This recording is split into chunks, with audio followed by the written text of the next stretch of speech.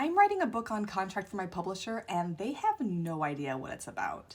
When my last thriller, The Man in Room 7, came out last year, that was basically the end of my contract. I had met the agreements of my contract, and it was over. After that book came out, I just really wanted to write something different. I wanted to write a horror. Horror has always been my favorite genre. It's something that I've always written on the side, but I've never finished a full-length book, and I just thought to myself, now is the time to write one. And then at the beginning of this year, my publisher came back to me and said, hey, we've really enjoyed working with you. We're interested in what you're working on next. Can you send us a sample of what you're currently writing? And I've only ever written thrillers for them, so I was a little bit nervous, but my agent and I were like, oh, let's just send it to them and see what they say. And they loved my horror novel. It wasn't finished yet, but what was finished, they were like, yes, we want this, absolutely. And then they also came back and said, but we want another thriller from you. And I didn't have any thriller ideas because I had been working on this horror and I hadn't been thinking about thrillers. And they offered me this deal where they would publish my horror in the fall of 2026 if I could get them a thriller by the summer of this year so that that could come out in the spring of 2026. But they didn't ask me what my thriller idea was going to be. They didn't ask for any sample pages. They didn't ask for a synopsis. They were just like, write it and get it to us by the end of June. Which essentially gave me like about 6 months, like a little over 5 months to write this book. And since June is super busy for me and May is getting to be busy as well, my goal was to try and finish this thriller novel by the 1st of May.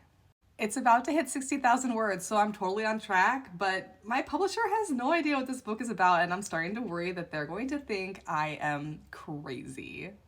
I kind of took a risk with The Man in Room 7. When I wrote the synopsis and the first outline, there wasn't any kind of hint of the supernatural or the paranormal or anything like that in this book at all, and that was the book that my publisher agreed on. But when I started writing the actual book, I realized it needed something else, and I came up with this idea of adding a psychic character or a character who could potentially see the future to add some complexity and some drama for the protagonist.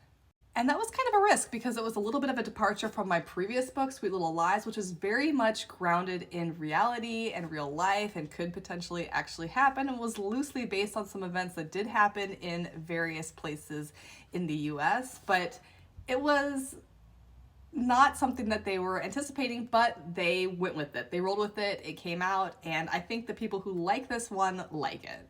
But my new thriller idea is a little bit out there, and I, on one hand, am super grateful that my publisher has so much belief in me that I can just write something without telling them anything about it. On the other hand, I'm a little bit freaked out that they're going to read this and be like, what have we done?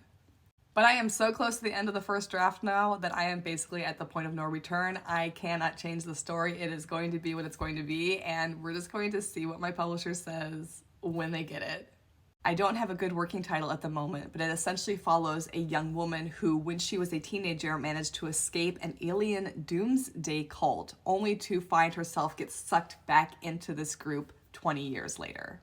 Like my novel, Sweet Little Lies, it is dual timelines, so you get to see some back and forth between the present and the past. We get to see some chapters of her when she is younger and she is living at the cult and not realizing everything that's going on around her. And then we see her in the present when she returns to the compound where the cult originally was, and she starts having to relive her past experiences with the people who are still remaining in the original cult.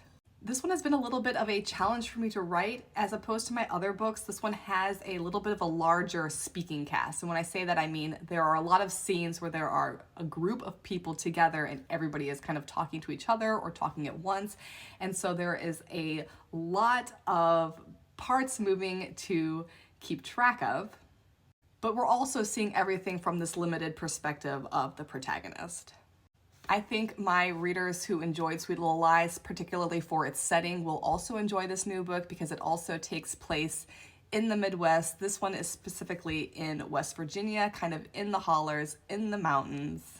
And I'm really trying to go for that isolated feeling of not being able to escape, that claustrophobia of the woods, that inability to communicate with the outside world because there just is no reception. And I'm nervously excited about this. This is the first time I have said anything on social media about what this book is about. And assuming my publisher and my editor go along with it, it won't change, but you never know in the publishing industry. I'm also normally a huge overwriter, but for this book in particular, I'm trying to keep it on the shorter side. I want it to be more of a fast-paced kind of vacation read, something that you could read on a few-hour flight. And that has definitely been a challenge for me. So I think a big part of the editing process later this year is going to be pacing it back so that it makes sense. Right now, I feel instinctively like the beginning is a little too slow and the ending is moving really fast. But of course, that's something that I will clean up in editing. But yeah, this is just a really weird writing experience because I've never had a situation where I am writing a book on contract and my publisher hadn't already signed off on what that book was about. And I feel like that's a really big privilege. I don't think that happens a lot with mid-list writers, and I think part of it is the success of Sweet Little Lies, and the other part is that I have kind of trained myself to write quickly and turn in my manuscripts on time. And when I mean quickly and on time, I mean I wrote this book in 4 months. When I turned it in, it was a disaster, and I had to rewrite 200 pages in a 2-month period. It's a little extreme, but my publisher is known for having very short deadlines and very quick turnovers when it comes to authors writing their books. So you'll see a lot of authors from my imprint coming out with sometimes 2 books a year, like I will have next year, but they are sometimes writing 3, 4, in some cases within the romance department, they're writing 5 books a year, which to me is insane, but the book that I am currently writing, I've been keeping track every single day that I have written, and I have a total of 45 days since I started the book, but when I take out the weekends, I've literally only been writing for 31 days, and I'm already about to hit 60,000 words. And I guess that's kind of fast, so I think that was a big part of my publisher's decision to just go with it and let me choose the idea as long as I turned it in on time. This is gonna be really interesting, you guys. I have no idea how this is gonna go. But if you wanna hear more about this thriller, let me know. Or if you wanna hear more about my horror, which is coming out next fall of 2026, Eaters of the Parallax, I am doubly excited about that one. As much as I am excited about this one, my Alien Doomsday cult book, I am so excited about my horror novel. It is going to be...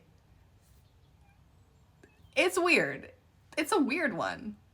But this thriller is also going to be kind of weird, but weird in a different way.